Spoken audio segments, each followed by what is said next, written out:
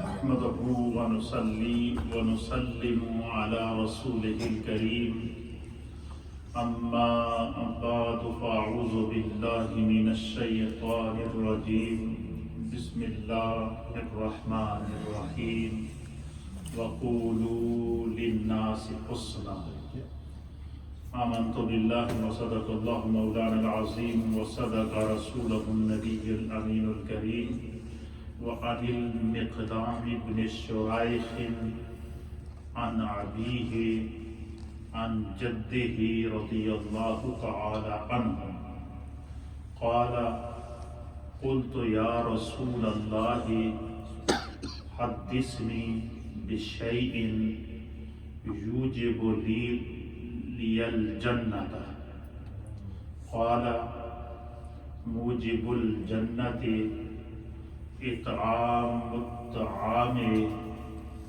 وإفشاء السلام وحسن الكلام رواه الطبراني وفي رواية عليك بحسن الكلام وبذل الطعام وقال في رواية أنس رضي الله تعالى عنه قال الرجل للنبي صلى الله تعالى عليه وآله وسلم علمني عملا يدخلنا الجنة قال اطعم الطعام وافش السلام وأطل الكلام وصل بالليل والناس نيام تدخل الجنة بسلام او كما قال علیہ الصلوۃ والسلام۔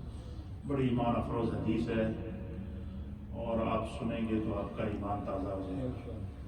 یہ حدیث، اس حدیث کا مفہوم یوں سمجھ لیں، اس حدیث میں اللہ کے حبیب نے ایک ایسا عمل بتایا ہے کہ اگر تسی وہ عمل کر لو تو اپنی زندگی میں تو خدا تمہیں اس سے بدلے جنت عطا فرمائے، اور جنت بھی ایسی عطا فرمائے گا کہ بے سلام، سلامتی والی جنت، سلامتی والی جنت یہ کہ بندہ جھومتا ہوا جنت میں جھومتا ہوا جنت میں داخل ہوگا۔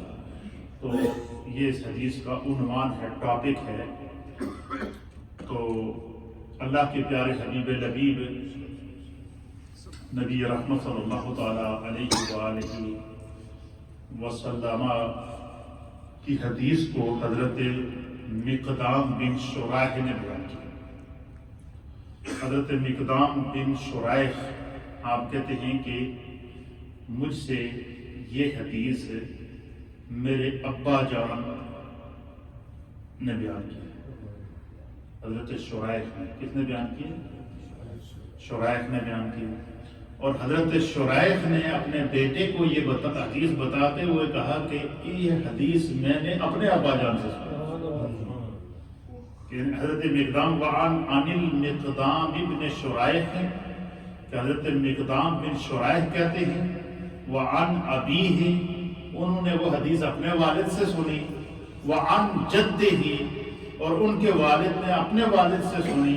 اس کا مفہوم کیا ہوا کہ حضرت مقدام بن شريح نے اس حدیث کو بیان کرتے ہوئے کہا کہ یہ حدیث جڑی میں تمہیں سنان لگا یہ سڑے خاندان وچ ایک سڑی خاندانی روایت ہے جڑی براہ راست سڑے خاندان میں سرکار نے عطا کی تھی۔ براہ راست جو ہمارے خاندان کو اللہ کے حبیب علیہ السلام نے یہ حدیث عطا فرمائی ہے۔ کہتے ہیں کہ مجھے یہ حدیث میرے ابا نے بتائی ہے اور ان کو ان کے والد نے بتائی ہے۔ کہتے ہیں کہ یہ میرے دادا جان نے یہ حدیث براہ راست سرکار دو عالم صلی اللہ تعالیٰ علیہ وسلم، اور آپ فرماتے ہیں کہ میرے دادا جان اللہ کے حبیب علیہ السلام کی بارگاہ میں حاضر ہوئے۔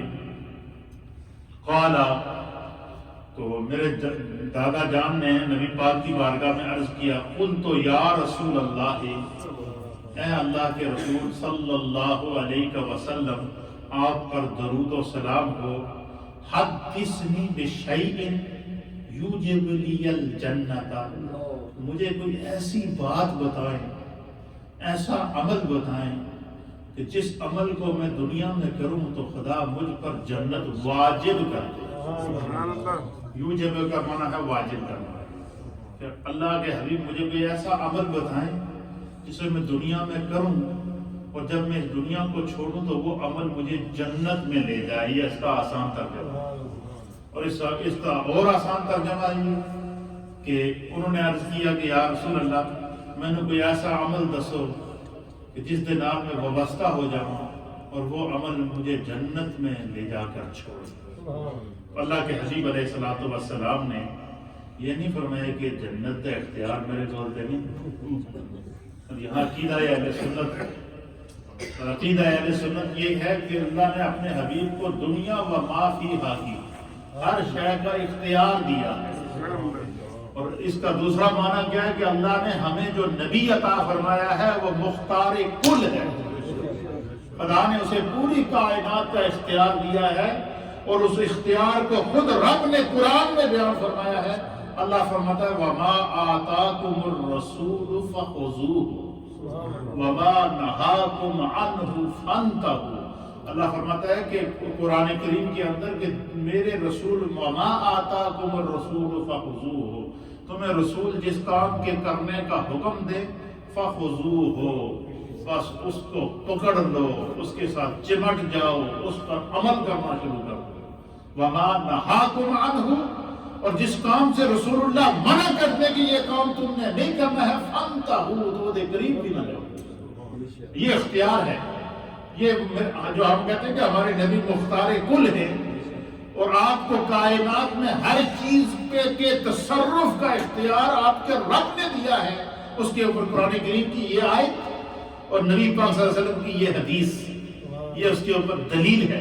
اس لیے ہم جب بھی کوئی نبی پاک صلی اللہ علیہ وسلم کا تذکرہ ذکر کرتے ہیں تو ہماری محبت میں تازگی پیدا ہوتی ہے, عشق میں جولانی پیدا ہوتی ہے.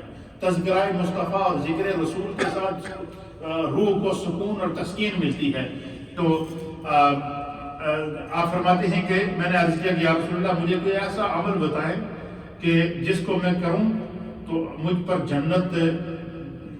مجھے جنت مل جائے, جنت مجھ پر واجب ہو جائے. قالا تو آپ فرماتے ہیں کہ اللہ کے حبیب علیہ الصلوۃ والسلام نے مجھے مخاطب کر کے فرمایا کہ موجب الجنت اطعام الطعام. حضور نے فرمایا کہ اے میرے غلام اگر تو چاہتا ہے کہ تجھے خدا جنت دے تو لوگوں کو کھانا کھلایا کرو. لوگوں کو کیا کیا کرو. اور کمال کی بات ہے ہم جلسوں میں کھانے کا اہتمام کرتے ہیں تو سب سے زیادہ لوگوں کو تکلیف ہوتی ہے یہ دیگیں کیوں پکاتے ہو, یہ کھانے کا انتظام کیوں کرتے ہو, یہ لنگر کا اہتمام کیوں کرتے ہو. اور آپ نے ایک بات نوٹ کی ہوگی کہ جتنے بھی اولیاء اللہ کے مزارات پرانوار ہیں آپ ان کے اوپر جائیں وہاں پر دن کو اگر ہزاروں لوگ بھی آ جائیں, ایک دن میں اگر 70,000 آدمی بھی آئے گا تو وہ اس مزار سے لنگر کھا کر جائے گا کیونکہ ان کا لنگر جاری رہتا ہے. اس کی وجہ کیا ہے انہوں نے نبی پاک صلی اللہ علیہ وسلم کے اس ارشاد کو اپنی زندگی کا مطمع نظر بنایا اور وہ خود تو دنیا سے چلے گئے, ان کے جانے کے بعد بھی ان کا لنگر کر رہا ہے.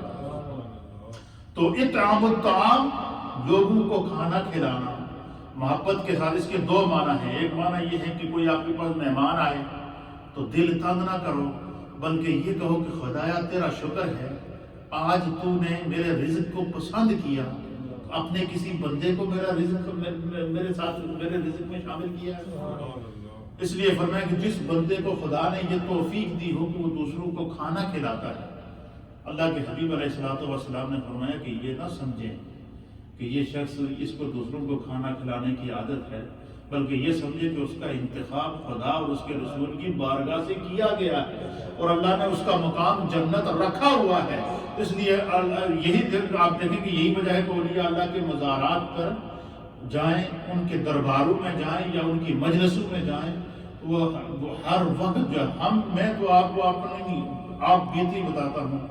میں نے اپنی زندگی کے جب سے ہوش سنبھالا ہے اور قبلہ پیر صاحب رحمۃ اللہ علیہ حضور شیخ العالم اللہ تعالیٰ ان کی مزار پرانوار پر کروڑوں رحمتیں نازل فرمائے.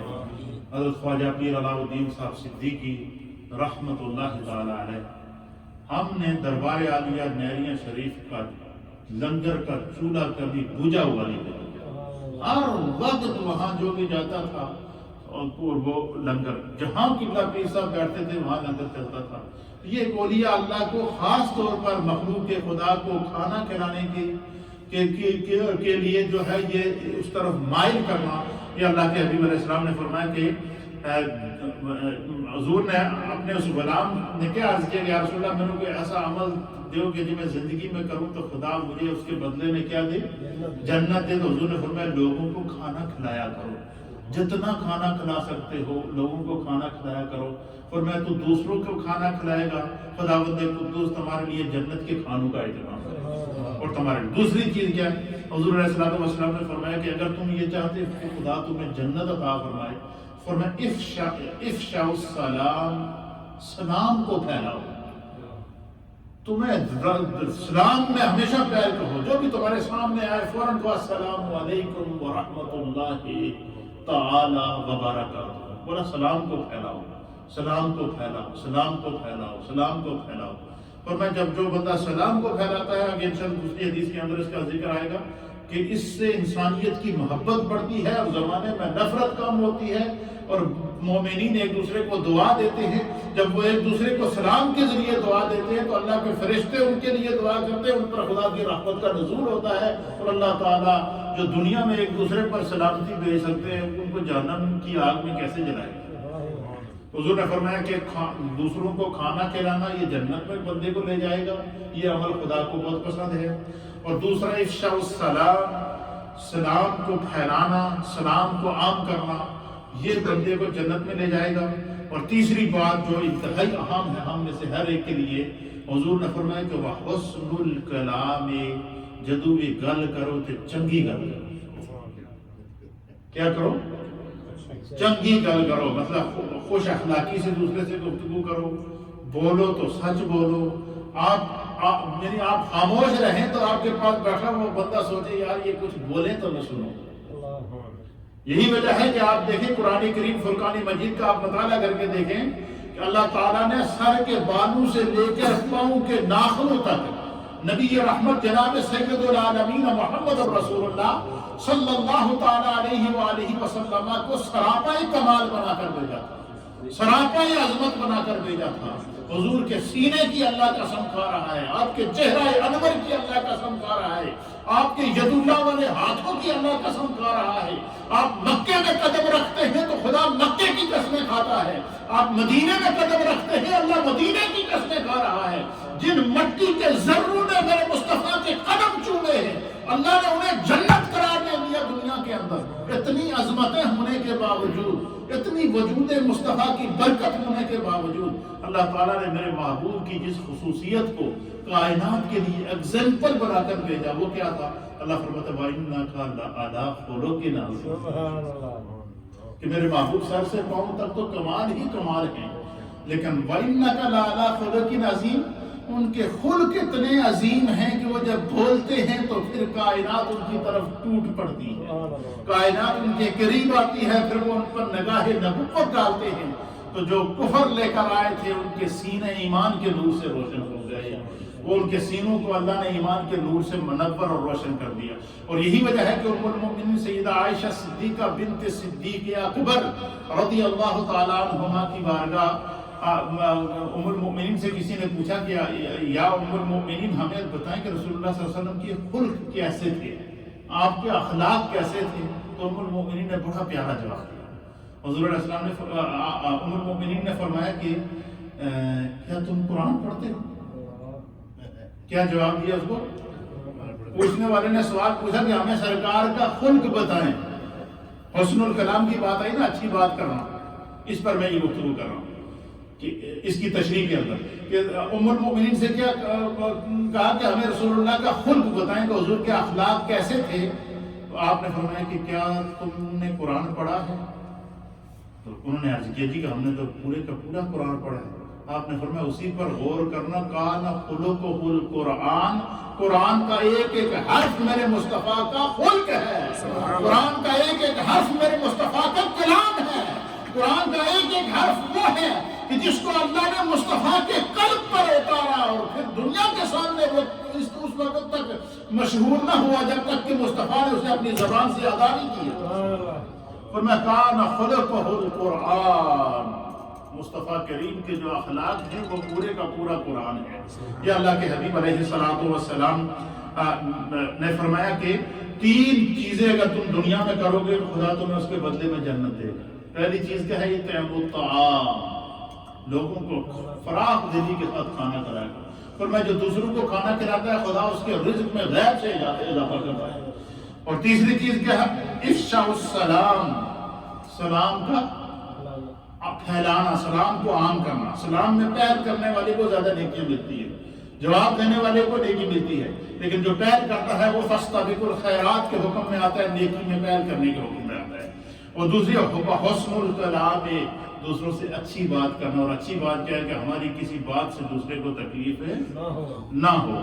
اور پھر اسی طریقے سے کہتے ہیں کہ اسی دوسری روایت کے اندر جو ہے وہ نبی پاک صلی اللہ علیہ وسلم کی خدمت میں عرض کیا گیا کہ جو ہے کوئی اور ہمیں بتائیں کہ وہ کون سی چیز جنت کے اندر ہمیں لے جائے گی، تو اللہ کے حبیب علیہ الصلوۃ والسلام نے فرمایا کہ دوسری روایت کے اندر وَعَلَيْكَ بِحُسْنِ الْكَلَامِ وَبَذْلِ الطَّعَامِ، حضور علیہ الصلوۃ والسلام نے دوسری روایت کے اندر بھی یہی فرمایا، دوسرے راوی سے یہ روایت ہے، حضور نے فرمایا کہ تم اگر چاہتے ہو کہ خدا تمہیں جنت دے تو کیا کرے؟ وَعَلَيْكَ بِحُسْنِ الْكَلَامِ، تمہاری زبان میں جو نکلے ہوئے الفاظ کسی نشتر بن کے نہ بلکہ پھول بن کے بنے۔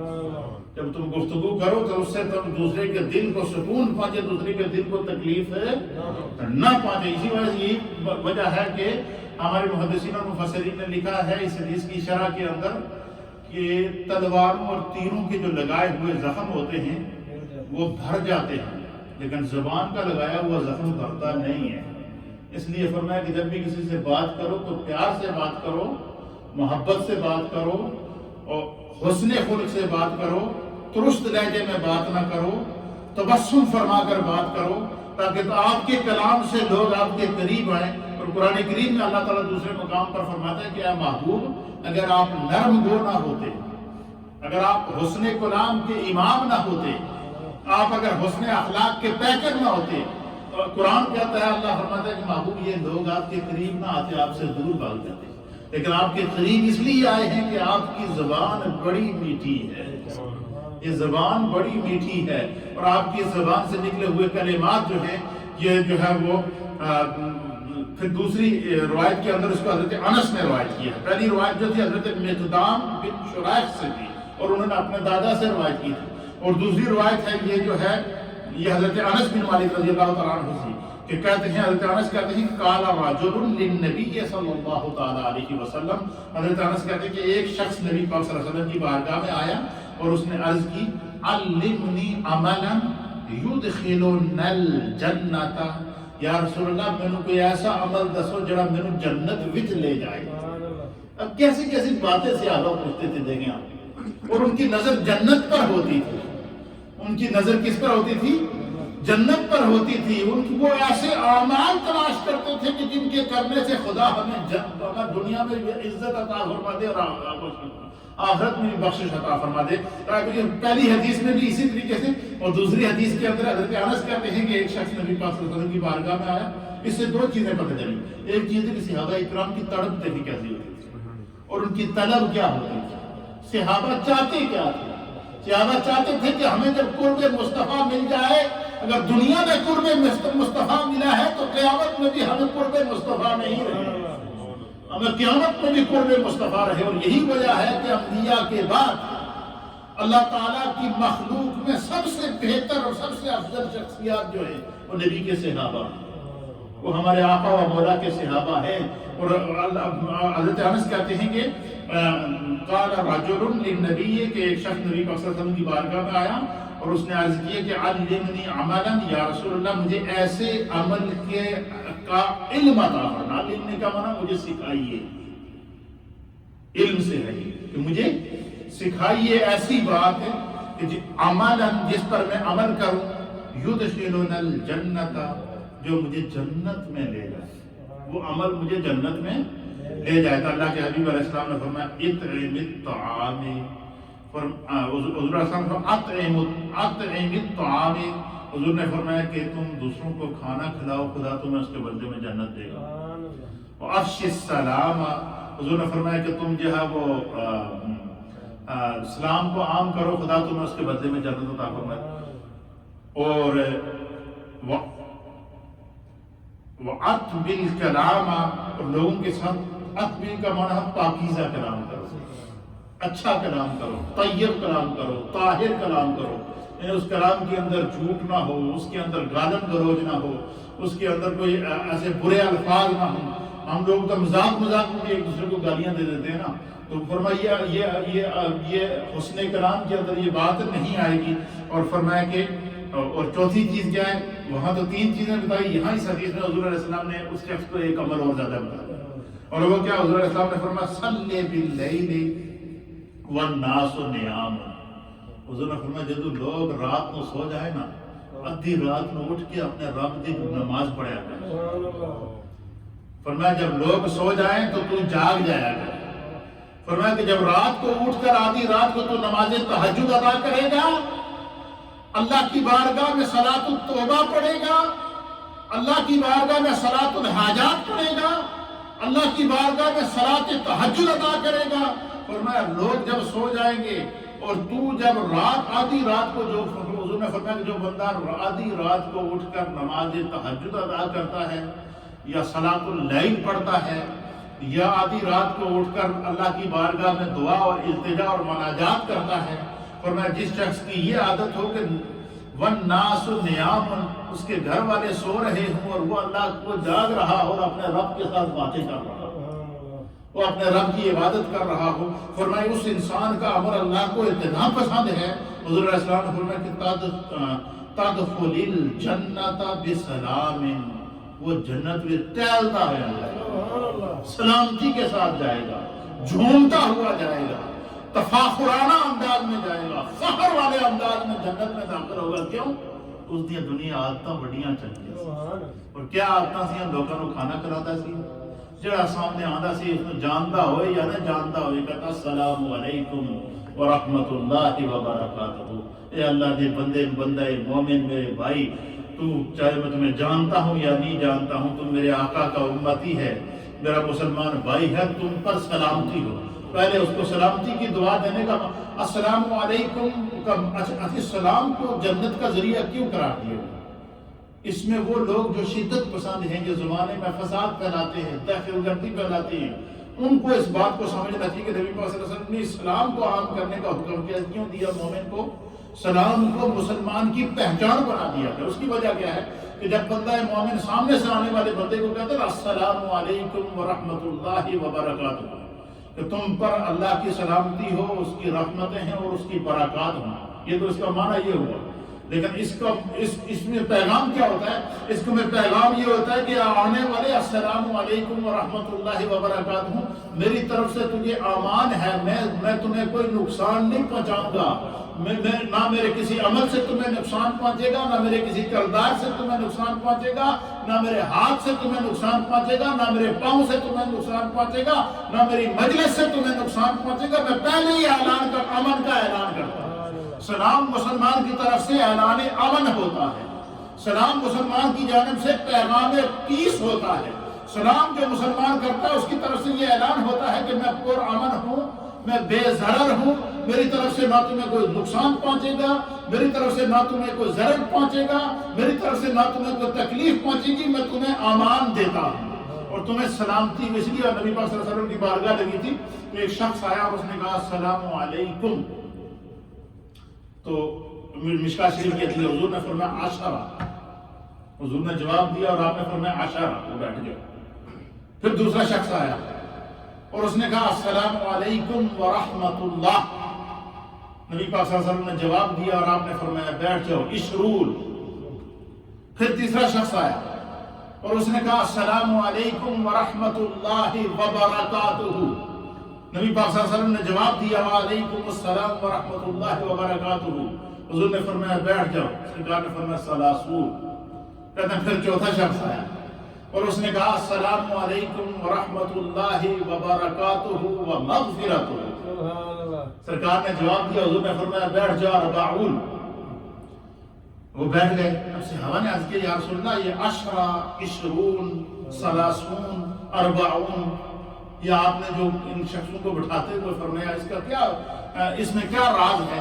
تو اللہ کے حبیب نے فرمایا کہ جب پہلا شخص آیا تھا اس نے آ کر جب کہا السلام علیکم تو خدا نے اسے 10 نیکیاں عطا، اور دوسرا آیا اور اس نے اپنے سلام میں اور مٹھاس ڈالی، اس نے اپنے سلام میں کیا کیا اور مٹھاس ڈالی، اور اس نے کہا السلام علیکم ورحمۃ اللہ، تو خدا نے اسے 20 نیکیاں عطا فرمائی۔ فرمایا جو تیسرا آیا اس کے سلام میں پیار اور زیادہ سی، اس کی محبت اور میٹھی تھی اور اس کی محبت میں اضافہ تھا، اس نے فرمایا کہ السلام علیکم ورحمۃ اللہ وبرکاتہ، تو خدا نے اسے 30 نیکیاں عطا فرمائی۔ فرمایا جو چوتھا آیا وہ تو سراپائی محبت تھا، وہ سراپائی محبت تھا، اس کی محبت میں اور نرمی تھی، اس کی محبت میں اور مٹھاس تھی، تو اس نے اپنے سلام کو اور خوبصورت میٹھا کیا ہوا تھا، اور اس نے کہا السلام علیکم ورحمۃ اللہ وبرکاتہ ومغفرتہ، تو حضور نے فرمایا کہ خدا نے اس کو 40 نیکیاں۔ مجھے بتائیں اگر ایک دفعہ سلام کرنے سے ہمیں 40 نیکیاں ملتی ہیں تو خدا کتنا مہربان ہے، اور یہ سارا وہ جنت کا راستہ ہے۔ اچھا اس کا ایک دوسرا معنی اور بھی ہے، دوسرا مفہوم اس کا یہ بھی ہے کہ حضور نے فرمایا افشوا السلام، سلام کو عام کرو خدا تمہیں جنت دے گا۔ اس کا معنی کیا ہے کہ تم چلتے پھرتے اگر جنتی بننا چاہتے ہو تو راستے جڑا ٹکرانا ہے اس میں پہلے سلام کرو، تم اس کو جانتے ہو یا کہ نہیں جانتے ہو۔ اس حدیث کو آپ جس رخ سے لیں گے نا آپ کو ایک نیا پیغام محبت ملے گا، آپ کو میرے مصطفیٰ کے حسن کلام کا ایک نیا رخ ملے گا، آپ کو خلق مصطفیٰ کی ایک نئی جولانی ملے گی، آپ کو خلق مصطفیٰ اور اخلاق مصطفیٰ اور میرے مصطفیٰ کریم کی محبتوں کی ایک اور نئی داستان ملے گی۔ اس لیے میرے دوستو اس حدیث سے ہم نے کتنے سبق سیکھے ہیں؟ 4۔ پہلا سبق یہ ہے کہ اگر ہم چاہیں کہ خدا ہمیں جنت عطا فرمائے تو ہم کھانا کھلائیں دوسروں کو، حتیٰ کہ یہاں تک کہ حدیث کے اندر آتا ہے کہ جب نبی پاک صلی اللہ علیہ وسلم کے گھر میں کوئی چیز پکتی تھی تو حضور علیہ السلام کہتے تھے کہ اس کو برتن میں ڈال کے پہلے پڑوسیوں کو دیا، پہلے پڑوس کو دیا، پھر حتیٰ کہ ایک روایت کے مطابق جو ہے وہ بہت غربت ہوتی تھی اس دور کے اندر، گھروں میں تو چولہے تک نہیں جلتے تھے، تو فرمایا کہ نبی پاک صلی اللہ علیہ وسلم نے فرمایا کہ آج گھر میں کیا پکا ہے؟ تو انہوں نے کہا جی کہ فلاں چیز پکی ہے، تو آپ نے فرمایا کہ وہ دوسرے گھر میں دیا، تو دوسرے گھر میں گئی تو انہوں نے جناب یعنی وہ سری پکی ہوئی تھی، بکری کی سری پکی ہوئی تھی، تو وہ دوسرے گھر میں گئی تو انہوں نے کہا جی ہم سے زیادہ تو دوسرا ہمارا پڑوسی ہے اس کو زیادہ ضرورت ہے، تو انہوں نے اس کو اٹھا کر اس کو قبول کیا اور اس کو اٹھا کر دوسرے گھر میں بھیج دیا، حتیٰ کہ انہوں نے دوسرے گھر میں اس کو بھیجا۔ حدیث کے اندر آتا ہے کہ 10 صحابہ اکرام کے گھروں سے وہ سری گھومتی واپس نبی پاک کی بارگاہ میں آتی، یہ جذبہ ہوتا تھا صحابہ اکرام رضوان اللہ تعالی علیہم اجمعین کا۔ تو حضور نے پہلا سبق اس میں سے کیا ہے کہ اطعام الطعام، کھانا کھلانے سے خدا جنت عطا فرماتا ہے، اور جن کے گھروں میں لنگر جاری ہوتا ہے، جو دوسروں کو کھانا کھلاتے ہیں، جن کی یہ ہوتی ہے کہ یہ لقمہ جو خدا نے ہمیں دیا ہے ہم اس کو مل بانٹ کر کھائیں، اور اس طعام کے ساتھ جو رزق ہم نے خدا نے ہمیں دیا اس میں ہمارے ساتھ کوئی دوسرا ہمارا بہن بھائی بھی شریک ہو جائے، فرمایا کہ اللہ تعالیٰ اس کو دنیا میں تو عزتیں عطا کرے گا ہی کرے گا۔ اور آپ نے دیکھا ہوگا جو شخص دوسروں کو کھانا کھلاتا ہے یا جہاں پہ لنگر کا اہتمام ہوتا ہے عام لوگ اس کو بڑی محبت سے دیکھتے ہیں، ایک دم ان کی کیفیت بدل جاتی ہے۔ اس لیے پہلا سبق یہ، دوسرا سبق افشاء السلام، سلام کو پھیلانا ہے، اور تیسرا سبق کیا ہے؟ حسن کلام، اچھا کلام کرنا ہے، اور چوتھا سبق جنت کا چوتھا راستہ کیا ہے کہ جب آدھی رات کو اٹھ کر 2 نفل تہجد کے پڑھ لیا کرو، خدا تمہیں ایسی جنت عطا فرمائے گا کہ اس جنت پر اہل جنت بھی رشک کرے گا۔ یہ آج کی اس حدیث کا مفہوم تھا۔ ویسے تو حدیثیں میں نے 2 تیار کی ہوئی تھی لیکن ایک ہی حدیث کے اندر آج ہم اس پر اکتفا کرتے ہیں۔ اللہ ہم سب کو دین سمجھنے کی توفیق